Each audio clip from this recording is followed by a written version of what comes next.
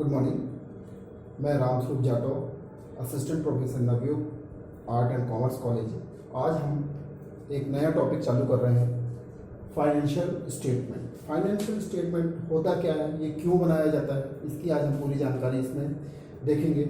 Normally कोई भी जो व्यवसाय होता है, यदि कोई बिजनेस को स्टार्ट करता है तो उसका पहला उद्देश्य होता है लाभ कमाना। लाभ कमाने से मतलब ये होता है कि यदि वो कोई बिजनेस को जिस तिथि से जिस भी डेट से स्टार्ट करता है और एक महीना या एक साल में वो उसका वैल्यूएशन करता है। बेसिकली एक महीने में वैल्यूएशन या एक साल में वैल्यूएशन किया जाता है। उससे उसको ये पता चलता है कि उसकी आर्थिक स्थिति में क्या परिवर्तन हो रहे हैं, क्या वृद्धि हो रही है, उसे प्रॉफिट हो रहा है या उसे लॉस हो रहा है। इस प्रॉफिट लॉस को बनाने के लिए ही वित्तीय विवरण या फाइनेंशियल स्टेटमेंट का हम प्रयोग करते हैं। फाइनेंशियल स्टेटमेंट बेसिकली दो प्रकार से होते हैं, इनकम स्टेटमेंट होता है और दूसरा हो जाता है हमारा statement financial position. Income statement में हम trading and profit and loss बनाते हैं। ट्रेडिंग अकाउंट का उद्देश्य हमारा होता है कि उसमें जो भी चीज़ हमने कच्ची सामग्री जो भी फैक्ट्री में यूज़ की जाती है, उससे जो भी हमारा ग्रॉस प्रॉफिट निकलता है उसको हम ट्रेडिंग अकाउंट बोलते हैं। दूसरा होता है हमारा बैलेंस शीट। बैलेंस शीट से हमें जिस भी तिथि से हमने बिजनेस स्टार्ट किया है और एंड में हमें उसमें जितने भी हमारे पास कितनी संपत्तियां हैं, कितने दायित्व हैं, इसका ज्ञान हमें बैलेंस शीट में पता चलता है कि आखिरी में हमारे पास कितनी संपत्तियां हैं और कितने दायित्व हैं जो हमें निर्वाह करना है, देने हैं। इसके लिए कुछ हमने पॉइंट बनाए हैं। User of financial statement. कुछ ऐसे यूजर्स होते हैं जो फाइनेंशियल स्टेटमेंट के बेस पे ही बिजनेस करते हैं और ये पता करते हैं कि हम जिस भी कंपनी या जिस भी व्यवसाय के साथ जुड़े हुए हैं उनसे हमें क्या प्रॉफिट हो रहा है, क्या लॉस हो रहा है। इसमें सबसे पहला होता है owner share holder of business. जो भी बड़े बड़े व्यवसायी होते हैं, शेयर होल्डर होते हैं, वो उस कंपनी की पोजीशन को देखते हैं कि जिसमें वो इन्वेस्टमेंट किया जा रहा है तो उससे उन्हें प्रॉफिट होगा या लॉस होगा। तो जो भी बड़े बड़े कंपनी होते हैं, उस शेयर होल्डर जो भी शेयर्स लगाएंगे उससे उन्हें इस चीज़ का पता चलता है कि हम जिस भी लोगों से मतलब जिस भी व्यवसाय से जुड़े हुए हैं उससे हमें प्रॉफिट हो रहा है या लॉस हो रहा है। इसकी जानकारी हमें किसके फाइनेंशियल स्टेटमेंट के द्वारा पता चलता है। दूसरा होता है मैनेजमेंट। मैनेजमेंट का काम भी ये होता है कि जो बिजनेस किया जा रहा है उसमें जो निवेशक है उसके द्वारा क्या क्या गतिविधियां की जा रही है, उससे जो भी इन्वेस्टर हैं उनसे उन्हें प्रॉफिट होगा या लॉस होगा। ये मैनेजमेंट को देखना होता है कि उसके द्वारा कैसे कैसे नई नीतियां लाई जाए जिससे उन्हें आगे चलकर प्रॉफिट हो। निवेशक जो होता है इन्वेस्टर ये देखता है कि जिस भी कंपनी में वो इन्वेस्ट कर रहा है उस कंपनी की पोजीशन क्या है। उस कंपनी की पोजीशन को पता करने के लिए वो फाइनेंशियल स्टेटमेंट का सहारा लेता है और ये पता करता है कि उस कंपनी की स्थिति क्या है। उस स्थिति के बेस पे ही उसे इन्वेस्टर उसमें इन्वेस्ट करने की इच्छाएं जागृत करता है। तीसरा होता है गवर्नमेंट भी फाइनेंशियल स्टेटमेंट बनाने के साथ ही देखती है कि उसे क्या क्या करना चाहिए और नई नई नीतियां में जो परिवर्तन होता है वो इसी बेस पे होता है कि किसी भी कंपनी या किसी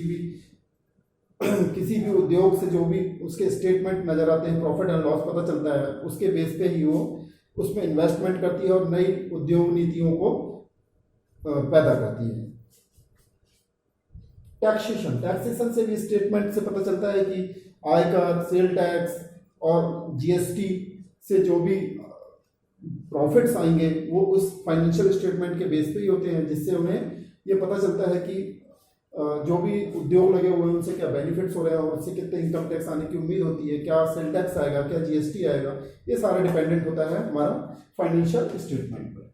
क्रेडिटर्स जो लेनदार होते हैं उनसे हमें ये पता चल जाता है कि इस कंपनी की क्या स्थिति है, तो इससे हमें कितना पैसा लेना है और इनकी पोजीशन क्या है, तो ये क्या कर पाएंगे, दे पाएंगे कि नहीं दे पाएंगे। ये सारा डिपेंडेंट किस पे हो जाता है, हमारा फाइनेंशियल स्टेटमेंट पर। जैसा कि मैं पहले बता चुका हूँ, टाइप ऑफ फाइनेंशियल स्टेटमेंट दो प्रकार के इसमें मिलेंगे हमको। इनकम स्टेटमेंट, इसमें हम trading account and profit and loss account बनाते हैं।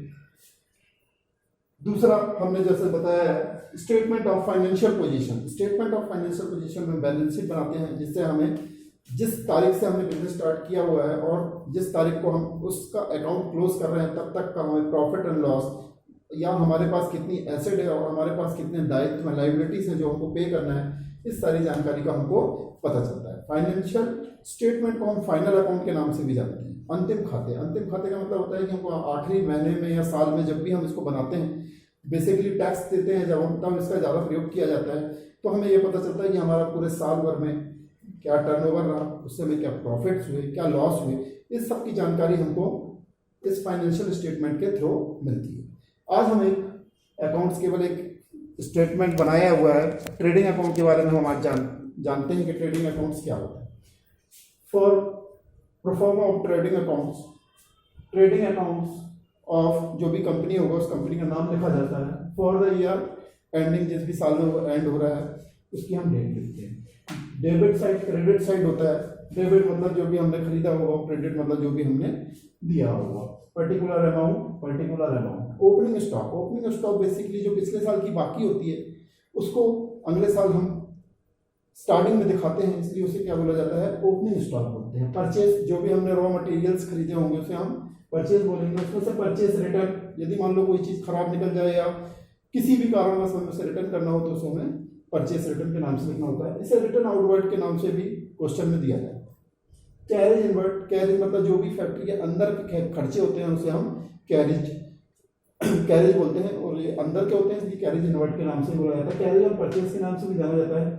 Railway freight on purchase, railway से द्वारा यदि कोई अपन ने कोई चीज़ मंगाई हो तो उसका जो भी भाड़ा होता है उसको रेलवे फ्रेट ऑन परचेज के नाम से जानते हैं। कुलीज एंड कार्टेज, जो भी आया हो, कुली कार्टेज जो भी भाड़े लगे होंगे उनको बोला जाता है। ऑक्ट्रॉय, चुंगी कर, कस्टम ड्यूटी, यदि बाहर से आ रहा है माल तो कस्टम लगा हो तो उसे कस्टम ड्यूटी बोलते हैं। क्लियरिंग चार्जेस, जो भी क्लियरिंग चार्जेस में एक्सपेंसेस होंगे। इंपोर्ट ड्यूटी, वेजेस हमारा डायरेक्ट मजदूरी कहलाती है, जो भी मजदूर लगे होते हैं उनको हम डायरेक्ट पेमेंट करते हैं इसलिए उसे हम वेजेस बोलते हैं। वेजेस एंड सैलरी वही चीज़ है, लेकिन यदि वेजेस एंड सैलरी लिखा होता है तो उसे हम ट्रेडिंग में दिखाते हैं, लेकिन सैलरी एंड वेजेस लिखा होगा तो उसे हम प्रॉफिट एंड लॉस अकाउंट में। फैक्ट्री एक्सपेंसेस, जो भी फैक्ट्री में एक्सपेंसेस किए जाते हैं, factory light, factory heating, factory rent, इन सब नामों से क्वेश्चन में हमको ये गिवन रहते हैं। कोल, गैस, वाटर, जो भी फैक्ट्री में यूज होता है, कोयला, गैस, वाटर जो भी यूज हो रहा है उसको दिखाएंगे। मोटिव पावर, जो भी पावर जो ट्रांसफार्मर द्वारा जो लाइट वगैरह पे यूज किया जाता है बड़े बड़े प्रोडक्ट में, उसको पावर, मोटिव पावर के नाम से बोलते हैं। स्टोर कंज्यूम्ड, जो भी स्टोर कंज्यूम किया हो। Manufacturing expenses, direct expenses, royalty, ये सारी चीज़ें जो होती हैं हमारी डेबिट्स में होती हैं, जो फैक्ट्री में यूज़ की जाती है डायरेक्ट जब हम कोई प्रोडक्ट बनाते हैं, तो इन सब चीज़ों की हमको आवश्यकता होती है। क्रेडिट साइड में जो भी हम सेल्स करेंगे, चाहे कैश में किया हो या क्रेडिट में किया हो, लेस करते हैं, इसमें हम सेल्स रिटर्न, और इसे रिटर्न इनवर्ड के नाम से बोला जाता है। इसके अलावा गुड्स सेंट ऑन कंसाइनमेंट, यदि हमने कोई कंसाइनमेंट को सेल किया हो तो उसे हम कंसाइनमेंट के नाम से भी लिख सकते हैं, तो उसे हम बोलेंगे goods Saint on consignment. Abnormal loss, यदि कोई प्रकार का एबनॉर्मल लॉस हो गया हो तो उसे हम ट्रेडिंग के क्रेडिट साइड में शो करते हैं। क्लोजिंग स्टॉक, जो हमारे पास आखिरी में क्लोजिंग स्टॉक बचता है उसको हम इसमें शो करते हैं। जो भी निकलता है हमारा उसको हम ग्रॉस प्रॉफिट के नाम से बोलते हैं। ग्रॉस प्रॉफिट इसलिए बोला जाता है क्योंकि इससे एक अप्रॉक्स प्रॉफिट या लॉस का हमको पता चलता है, लेकिन एक्चुअल पता करने के लिए हमें से प्रॉफिट एंड लॉस को बनाना होता है। अभी हमने प्रॉफिट एंड लॉस का फॉर्मेट नहीं बनाया है, इसलिए हम अभी ग्रॉस प्रॉफिट तक देखते हैं। नेक्स्ट वीडियोस जो रहेगा उसमें हम profit and loss and balance sheet के बारे में जानकारी को पूरे विस्तृत जानकारी उसमें हासिल करेंगे। Thank you.